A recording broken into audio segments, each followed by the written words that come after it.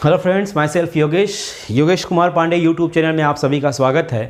Determinant का second part लेकर आया हूँ। फर्स्ट पार्ट में मैंने डेफिनेशन बताया था और 2/2 डिटर्मिनेंट को 2/2 डिटर्मिनेंट को कैसे हम सॉल्व करते हैं इस पे हमने चर्चा किया था। उससे रिलेटेड 4-5 क्वेश्चंस आप तक मैंने पहुँचाया था। मैं आशा करता हूँ कि वो सारे क्वेश्चंस उस एक्सरसाइज के आप बना चुके होंगे। अब मैं आप तक पहुँचाना चाहूँगा कि 3/3 मतलब 3 रो और 3 कॉलम वाले सारणिक को डिटर्मिनेंट को हम कैसे सॉल्व करते हैं उस पे हम थोड़ा चर्चा करते हैं। 3/3 का मतलब समझ में आ गया हो, जिसमें 3 रो होंगे और 3 कॉलम होंगे। कैसे होगा देखो तो भाई, ये कुछ ऐसा होगा। क्या होगा?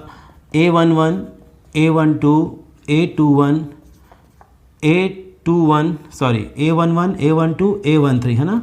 और ये कितना होगा? A21 A22 A23 A31 A32 A33। ठीक है, इसको सॉल्व करने का तरीका मिनिमम हम 6 प्रकार से कर सकते हैं ना भाई। कितने प्रकार से 6 करते हैं? 6 प्रकार से इसको सॉल्व कर सकते हैं।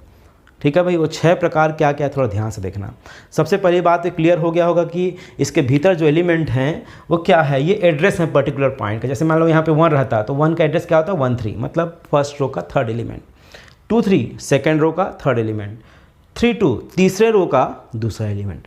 तो ये बातें आपको अच्छे से क्लियर हो गया होगा। एक बार आप इसको ना बोल के भी आप थोड़ा सा प्रैक्टिस करें, है ना, नहीं तो फिर दिक्कत हो सकती है, यहाँ पे गड़बड़ होता है मामला। ठीक है, जैसे मैंने कहा 1-2 का मतलब क्या हुआ, तो आप रिपीट करिए। 1-2 का मतलब होता है फर्स्ट रो का पहले लाइन का दूसरा अवयव, है ना भाई, फर्स्ट रो का सेकेंड एलिमेंट। ठीक है, तो ऐसा आप बोल के भी करें। अब बच्चे यहाँ पे ध्यान से देखिए, C1 C2 C3 R1 R2 R3 मतलब इसमें 3 ठो कॉलम है और 3 ठो क्या है? रो हैं, है कि नहीं? हाँ, तो इनको हम कितने प्रकार से सॉल्व कर सकते हैं? इनको हम 6 प्रकार से सॉल्व कर सकते हैं। मैं 1-2 प्रकार बताता हूँ, फिर आप अपने आप बनाना शुरू कर देंगे। कैसे, थोड़ा देखिएगा। देखिए, इसको मैं पहला प्रकार है ना भाई, पहला प्रकार R1 के सापेक्ष। ठीक है भाई, R1 के सापेक्ष हल करना। R1 के सापेक्ष में क्या हो जाएगा देखो तो, R1 ये हुआ तो क्या होगा? A11। देखो भाई, एक सारणिक बनाना छोटा सा ना, एकदम ध्यान से देखिएगा। ठीक है, A11। अब देखिए इसके अंदर आने वाले कॉलम और रो को हटाइए तो क्या बचा देखो तो, कॉलम और रो हटाने के बाद जो बचा दिखो, क्या लिखा? A22 A23 A32 A33। इसको लिख दीजिए बस आप, A22 A23 A32 और A33। ये लाइन समझ में आया कि नहीं? ओके, यहाँ पे देखिए फर्स्ट A1 कॉलम रो हटा दिया और जो बचा उसको हम लिख दिया यहाँ पर। ये हो गया 1-1 का मतलब, इसको आप चिन्हों के साथ भी जोड़ना। 1 और 1 को जोड़ने से क्या आता है? 2 आता है। 2 मतलब प्लस, 3 मतलब माइनस। मतलब सम संख्या अगर आता है जोड़ने पर तो प्लस मिलेगा। देखो यहाँ पे कुछ नहीं, मतलब प्लस है। और विषम संख्या जैसी आया तो वहाँ पे माइनस। ये बात याद रखिएगा आप, है ना।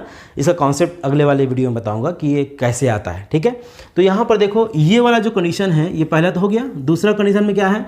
A12। तो ये A12 देखो, 1 और 2 को जोड़ो कितना आता है? 3। 3 मतलब ऋण का चिन्ह, तो सामने में ऋण का चिन्ह लगाना। क्लियर हो रहा है कि नहीं? कहानी एकदम समझ में आना चाहिए। दोनों को जोड़ने से यदि विषम आता है सामने में ऋण चिन्ह, दोनों को जोड़ने से यदि सम आता है सामने में धन चिन्ह। और वही बात इसमें भी फिर दोहराएंगे। ये क्या होगा? कॉलम और रो को हटाने के बाद क्या बचा भाई? 1 2 3 4 है ना, 2 1 3 1। क्या बचा? A21 A31। फिर यहाँ पे क्या बचा? A23 और A33। अच्छा, बोलोगे सर अभी और बचा है? हाँ बचा है, A13 बचा है। नेक्स्ट, जब तक ये ख़त्म ना हो जाए तब तक करना पड़ेगा। तो A13 क्या है?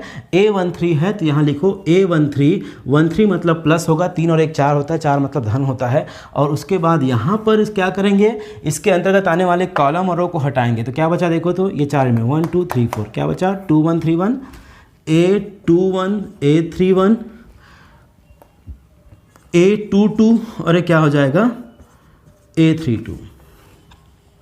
तो इस प्रकार से ये मैंने लिखा इसको। अब बोलोगे सर इसके बाद तो हम तो बना लेंगे, बिल्कुल बना लेंगे। आप इसको ऐसे मल्टीप्लाई करना है, क्रॉस मल्टीप्लाई, और उसके बाद सॉल्व कर लेना है। फिर भी मैं लिख देता हूँ एक बार, क्या हो जाएगा? ये A11 ऐसे मल्टीप्लाई करते हैं ना, कितना होगा? A22 A233 माइनस A32 और A23 माइनस A12 कितना हो जाएगा? A21 A33 माइनस A31 और A23 प्लस A13 क्या हो जाएगा, A32 A21 minus A31 A22। ऐसा हम सॉल्व कर सकते हैं। बोलो सर आप तो 6 प्रकार से बोल रहे थे, अभी तो एक ही प्रकार बताए हो आप। यस, इसके बाद भी आप लिख सकते हो, इसके बाद मैं नहीं लिखूंगा, ये आपके लिए होमवर्क रहेगा। कैसे, थोड़ा देखिएगा, समझिएगा। ये मैंने R1 के सापेक्ष कर दिया। अब R1 की कहानी को हम ख़त्म कर देते हैं, है ना। आप चाहें तो ऐसा बना सकते हैं, अगर इसमें अच्छा नहीं लग रहा है तो अभी दूसरा तरीका ही बताता हूँ मैं आपको। ये क्या है, दूसरा रो है, क्या है, दूसरा। तो यहाँ लिखूँगा मैं R2 के सापेक्ष हल करने पर, है ना भाई, हल करने पर, R2 के सापेक्ष हल करने पर, ठीक है। तो R2 के सापेक्ष हल करेंगे तो क्या हो जाएगा, देखिए तो ये हो जाएगा। सबसे पहली बार R2 कौन सा है, ये हुआ, ये पहला एलिमेंट है। देखो भाई 2 और 1 3 ना, A2 2 1 3 मतलब माइनस चिन्ह लिखोगे, क्यों लिखोगे, समझ में आ गया होगा। अच्छा, उसके बाद इसके अंतर्गत आने वाले रो और कॉलम को लिखना है। यहाँ पर देखो तो ये रो और एक कॉलम को हटाने के बाद ऐसे है ना, ये रो और एक कॉलम, ये दोनों एलिमेंट बच गए, नीचे के 2 एलिमेंट कितने हो जाएंगे, A12 A13 और ये क्या होगा, A32 और A33 माइनस। इसके बाद नेक्स्ट एलिमेंट में प्लस आएगा। बोलोगे सर प्लस क्यों आया, तो जवाब आपके पास ही है, 2 और 2 4 होते हैं, 4 को जोड़ेंगे तो प्लस होगा, है ना, 4, है ना, ठीक है। तो इसके अंदर आने वाले कॉलम रो को हटाएंगे तो जितने कॉर्नर के एलिमेंट हैं वो सारे एलिमेंट यहाँ पर आ जाएंगे। तो इस प्रकार से A31 और ये A33 हुआ। और रही बात नेक्स्ट स्टेप में प्लस या माइनस डिसाइड करेगा, ये A23 मतलब निगेटिव होगा, क्यों होगा, समझ में आ गया होगा।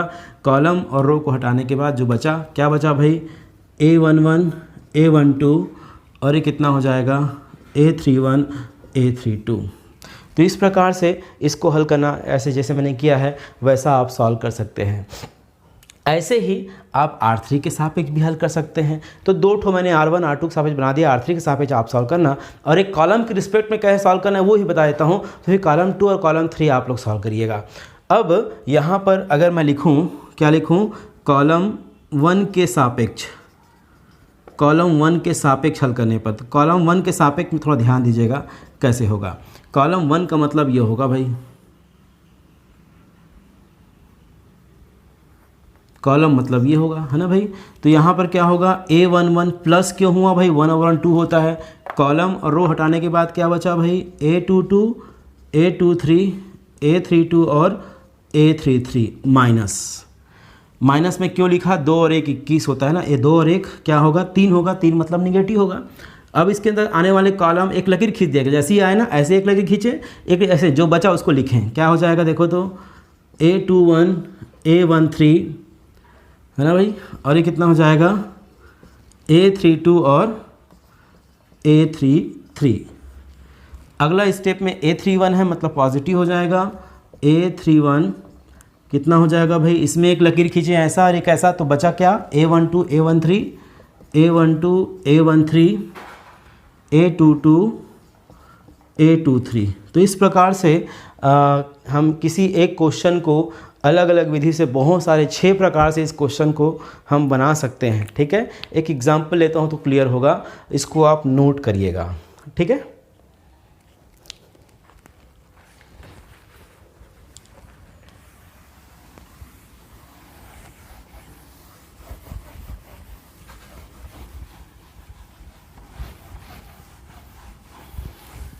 अब देखिए मैं एक क्वेश्चन बना रहा हूँ। सपोज़ एक क्वेश्चन है 1 2 3 4 5 6 7 8 9, है ना भाई। इसको हल करो। इसको हल करने के बहुत सारे मेथड याद रखिएगा, है ना। इसको संक्रिया बना करके भी हम सॉल्व करेंगे आगे आने वाले वीडियोज़ में। तो अभी यहाँ पर अभी जो मैंने फार्मूला बताया उस फार्मूले के आधार पे कैसे सॉल्व होगा इस पे चर्चा करते हैं। तो यहाँ देखिए यहाँ पे 1 2 3 है। हम यहाँ पे डिसाइड करें कि भाई हम R1 के रिस्पेक्ट में सॉल्व करना चाहते हैं, R1 के सापेक्ष हम सॉल्व करना चाहते हैं। तो R1 के सापेक्ष हम सॉल्व करना चाहते हैं तो R1 में क्या है, देखो पहला पोजीशन प्लस का होता है ना भाई, ये वाला पोजीशन प्लस का होगा। और क्या होगा, कॉलम लकीर खींचो ऐसा, कितना बचा भाई 5 6 8 और 9। दूसरा कंडीशन ये प्लस का, ये माइनस का, ये प्लस का, ऐसा होता है ना भाई, माइनस का होगा।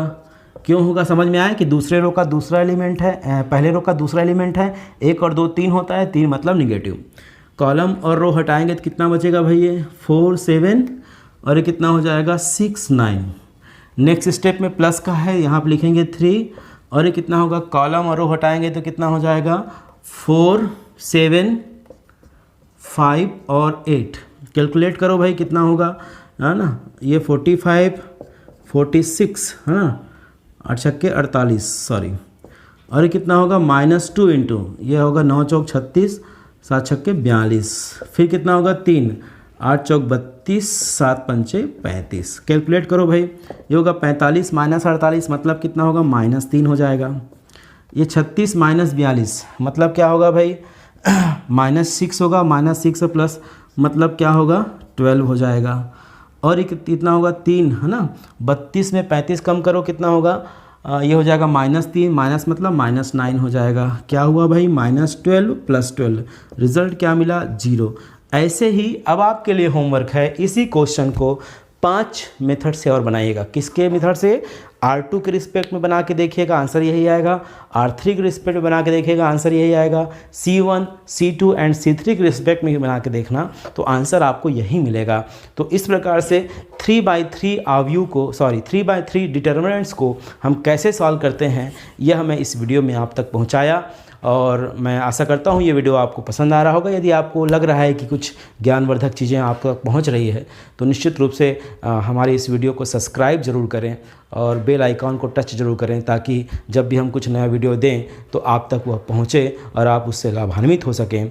बहुत बहुत धन्यवाद। Thank you very much.